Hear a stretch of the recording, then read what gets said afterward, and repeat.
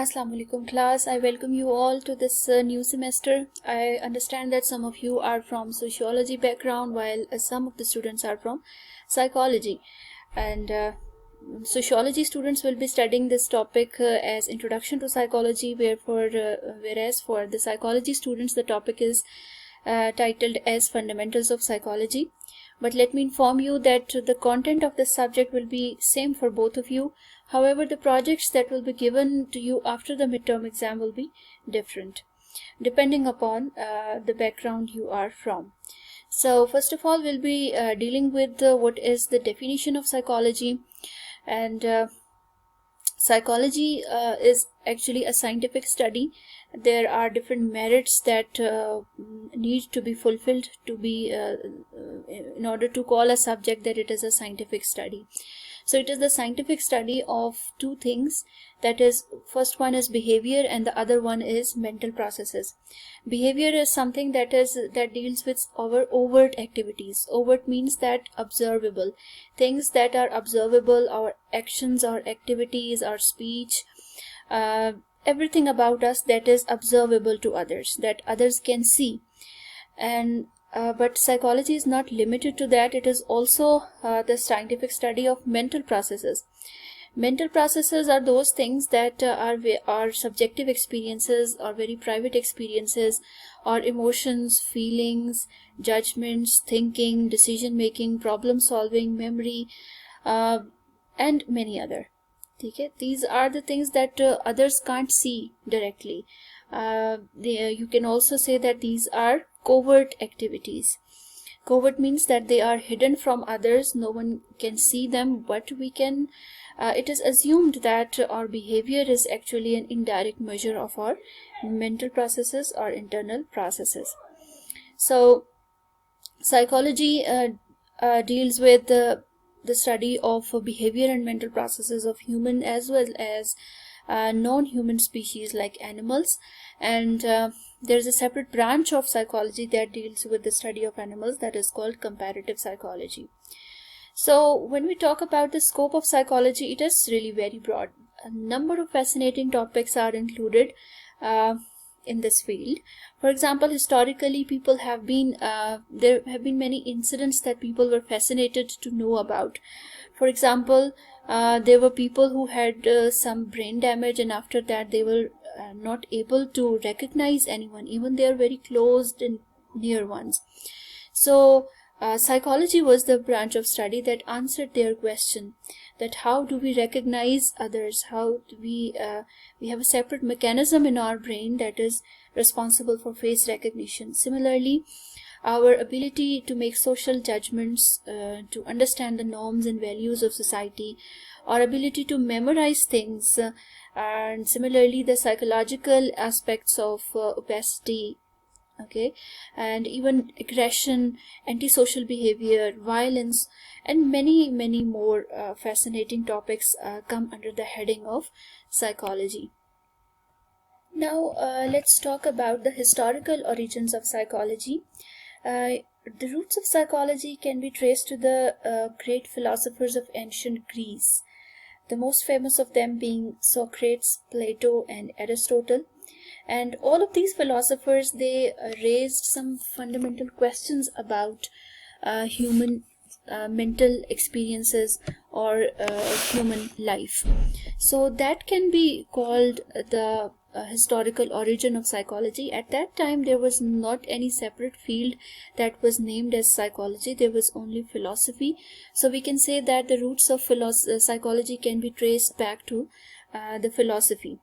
So it was 4th and 5th century before Christ, and that was the contribution of some great philosophers at that time that I have just named, and they raised some very important questions about human nature, and it gave rise to a debate about nature and nurture debate that is still being relevant in the field of psychology.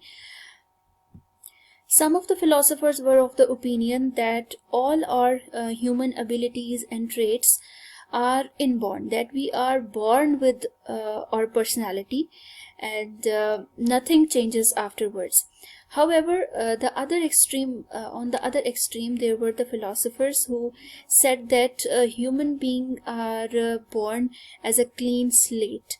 Like one of the philosophers called John Locke, he was of the opinion that human beings were just like a clean slate when they are born, and everything that is written on it is from the environment. So he was of the opinion that our environment molds us. So these were two basic extreme opinions about human nature. John Locke used the term tabula rasa for this phenomena, which means empty slate or blank slate. So today, as in the current times, psychologists usually do not take any one extreme opinion. They are interested to see that how nature and nurture combine to make a person unique, and how a unique human personality is developed by the combination of both nature and nurture. They fully recognize the importance of both of them. It was only in 19th century that it was recognized that psychology could be a separate field of study, and which could be subjected to scientific experiments. And in 1879, there was a person named Wilhelm Wundt who established an experimental laboratory in Leipzig, Germany, and it could be the starting point of scientific psychology, you can say. So at this point, philosophy and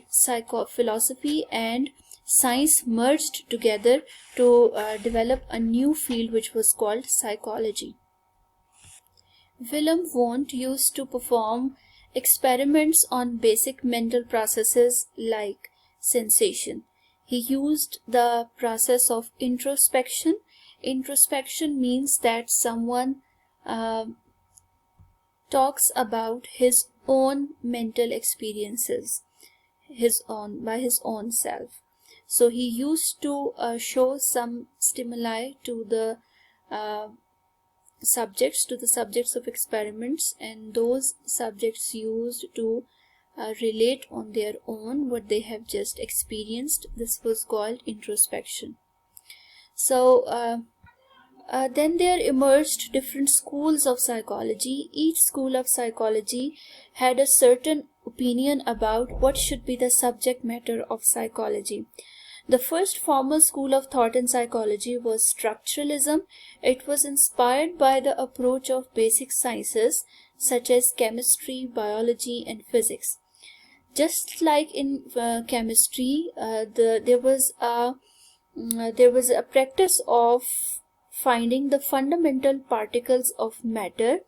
So in the same way, structuralists were trying to focus on the structure of the mind. They said that the subject matter of psychology should be only and only to find out the fundamental units of mental structures, or the basic elements of mental structures.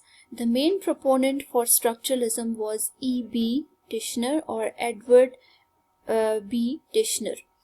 So the second school of thought which developed in opposition to structuralism was functionalism.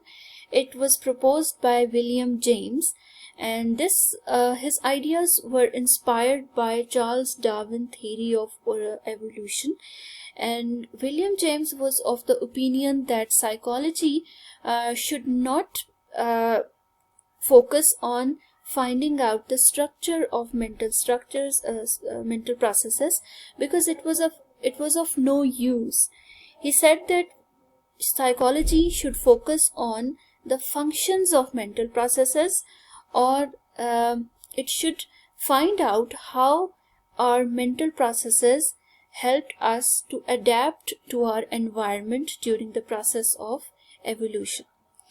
The third school of thought that emerged was behaviorism, and there are many prominent names in this area, such as B.F. Skinner, Ivan Pavlov, and Thorndike, and they all said that psychology should only and only focus on the observable behavior, because the mental structures or mental processes are not observable and we cannot perform scientific experiments on them in laboratory. That's why psychology should only and only focus on observable behavior and how we have developed different behaviors because they have got associated with different stimuli in the environment, that is called conditioning. So another school of thought that was developed in direct opposition to behaviorism was Gestalt psychology. Gestalt psychology, it was developed in opposition to structuralism. Gestalt psychologists said that if we summarize their whole concept in a statement, it would be like the whole is more than just the sum of its parts. Okay, so he said that whatever stimuli we get from the environment, we have a tendency to organize them and to categorize them and to configure them in our own mind. So that gives rise to a particular unique perceptual experience of every human being.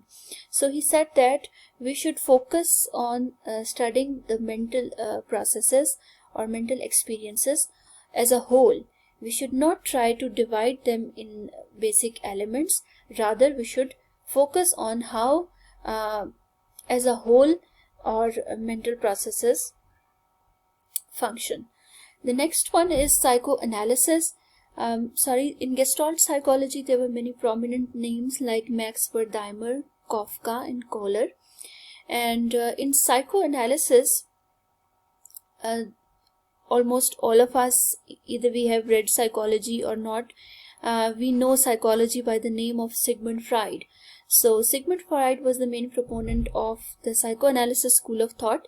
He said that our behavior is controlled by our unconscious. He said that our psyche has different levels. The first level is conscious, which is the thing of which we are which are the things that of which we are currently aware, that are currently in our mind. Then comes the preconscious or subconscious, and here such thoughts, such memories reside which are not currently in our awareness, but with a little effort we can make them to enter in our awareness. But he said that the most important and the largest and the significant part of our level of our psyche is unconscious. And he said that all our childhood experiences, especially our unpleasant memories, repressed memories, traumatic memories, everything resides in the unconscious, and we are not aware of those thoughts, feelings, emotions, beliefs, but this unconscious ultimately determines our behavior. It is controlling from our behavior from the background. So he introduced the concept of unconscious in the field of psychology. Now let's focus on what are the current trends in psychology. And 20th century witnessed a number of important developments in the field of psychology. For example, there was in 1950s there was a rise in the development and the usage of computers. So psychologists studied human mind by comparing it to a computer. For example, this gave rise to a theory called information processing theory, where human mind was hypothesized to function just as the computer, which has an input and storage and then output. Psychologists said that human mind also works in the same way. Then there was field of psycholinguistic, and which focused on how our language is related to our thinking abilities, what are the mental structures that are responsible for language development. Similarly, there is neuropsychology, the latest field in psychology, which deals with how our brain, our physical structure that is inside the skull, how those parts of the brain function and how it is related to our mental processes and how it relates to our observable behavior.